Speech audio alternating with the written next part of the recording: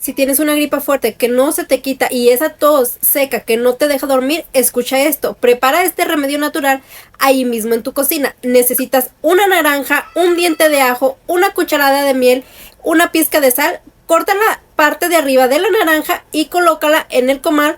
Agrega el ajo machacadito, la miel y la pizca de sal. Déjala hervir durante 5 minutos y ahí se va a mezclar todo y se va a concentrar el jugo.